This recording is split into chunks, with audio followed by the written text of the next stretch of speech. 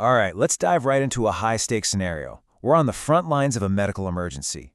A patient's life is hanging in the balance, the clock is ticking, and a single decision could change everything.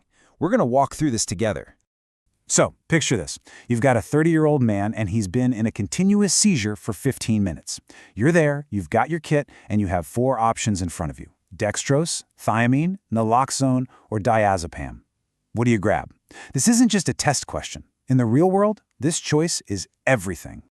Okay, before we even think about reaching for a drug, we have to know exactly what we're dealing with. We need to put a name on it, because this isn't just any seizure. This is a very specific, time-critical emergency, and understanding what it's called is the first step to fixing it. And that name is status epilepticus. Now, the key ingredient here, the thing that changes everything, is time. Any seizure that goes on for more than 5 minutes crosses a line.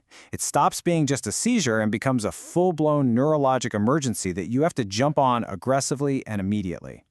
So let's circle back to our guy. He's been seizing for 15 minutes. That's 3 times the threshold. We are way past the point of wait and see. The urgency here is just off the charts.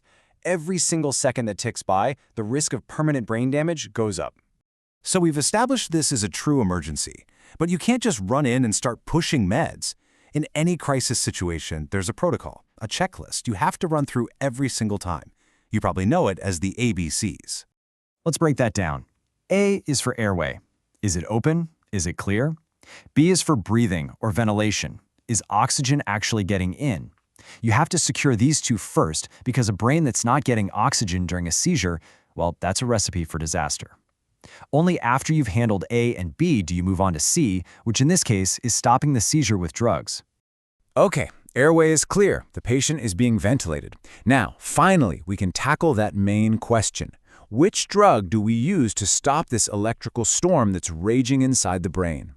The answer is a class of drugs called benzodiazepines. Think of these as the specialists, the heavy hitters you call in for this exact situation. They are the absolute first-line treatment for status epilepticus. So how do they work? Well, a seizing brain is just haywire with chaotic electrical signals. Benzodiazepines basically turn up the volume on the brain's own natural calming system. It's like flipping a dimmer switch on that electrical storm, bringing everything back down to a calm, quiet state. And the best part? They work fast. Which brings us back to our multiple choice question. The correct answer is D, diazepam.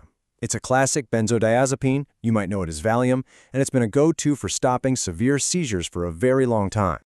But hold on, what about those other drugs? Dextrose, thiamine, naloxone.